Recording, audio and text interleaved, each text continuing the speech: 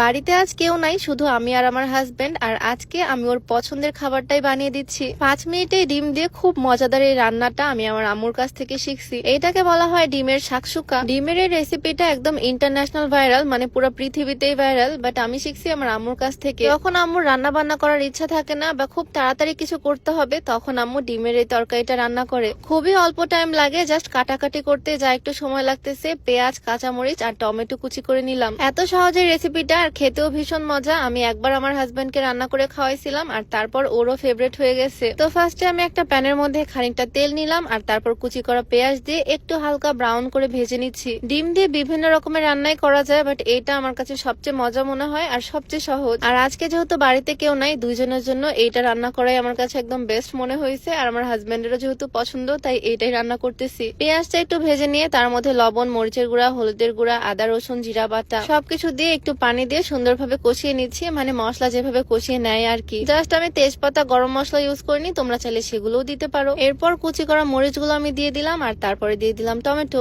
এখন জাস্ট ভালোভাবে আমি তরকারিটা নিয়ে নিচ্ছি, আর অল্প একটু পানি অ্যাড করে দিলাম। আমার রান্না কিন্তু বলতে গেলে অলমোস্ট কমপ্লিট। এখন জাস্ট এই তরকারির মধ্যে আমি ডিম ছেড়ে দিব। একদম বলো করতেছে এরকম সময় আমি ডিমগুলো ছেড়ে দিচ্ছি। প্রথমে ভাবছিলাম দুইজনের জন্য 2টা ডিমই রান্না করব, দেন কি মনে করে আরেকটা ডিম অ্যাড করলাম। আমার হাজবেন্ড আবার এটা অনেক পছন্দ করে, ওর যদি আরেকটা ডিম লাগে সেজন্য একটা বেশি করেই দিলাম। একদম ডিম পোচের মতো হয়ে গেছে। ওপর থেকে একটু লবণ, একটু চিলি ফ্লেক্স, একটু গোলমরিচের গুঁড়া ছড়িয়ে দিচ্ছি। জাস্ট লবণ দিলেও হবে। আর এখন চুলাটাকে একদম লো ফ্লেমে রেখে ঢাকনা আটকে দিচ্ছি। 2-3 মিনিট রাখলে তরকারি রেডি হয়ে যাবে। তরকারি তো হয়ে গেছে, বাট ভাত এখনো রান্না করা হয়নি। তবে কোনো ব্যাপার না, খুব তাড়াতাড়ি ভাত রান্না হয়ে যাবে। এটার মধ্যে কি আছে গেস করো তো? এটার মধ্যে আছে ছোট্ট একটা রাইস কুকার। এরকম ছোট ছোট রাইস কুকার আমি অনেকগুলো নিছি, বাট বেশিরভাগই আমি আমার রিলেটিভদের গিফট করে দিই, সেজন্য আমি আবারও একটা নিলাম। এটার কোয়ালিটি খুবই সুন্দর। ছোট্ট এই রাইস কুকার গুলো খুবই কাজের। আজকে যেহেতু বাড়িতে আমরা দুইজনের জন্য এই রাইস কুকারে ভাত রান্না করলেই এনা। শুধু যে ভাত রান্না করা যায় তা না, এই ননস্টিক কুকারের মধ্যে ভাজাভুজি থেকে শুরু করে তরকারি সবই করা যায়। স্টিমারের মধ্যে ভর্তা করা যায়, মোমো স্টিম করা যায়। বলতে গেলে ছোট্ট কুকারটাই কিন্তু খুবই কাজের।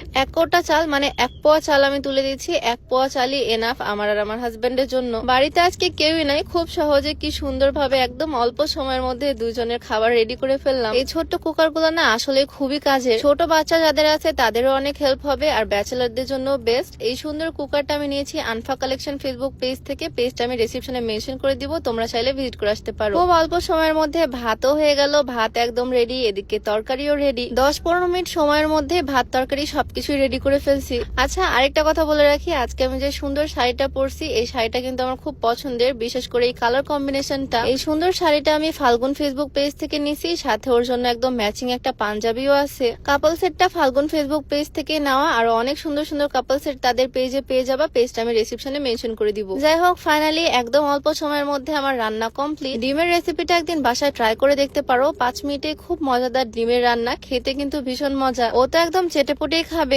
আমারও এটা অনেক পছন্দের, আমার হাজবেন্ডেরও পছন্দের। তোমরা রান্না করে দেখবা, তোমাদেরও পছন্দ হয়ে যাবে। যাই হোক, ভিডিওটা কেমন লাগলো অবশ্যই কমেন্টে জানিও। আজকে ভিডিও এখানেই শেষ করছি। সবাই ভালো থাকো, সবাইকে আল্লাহ হাফেজ।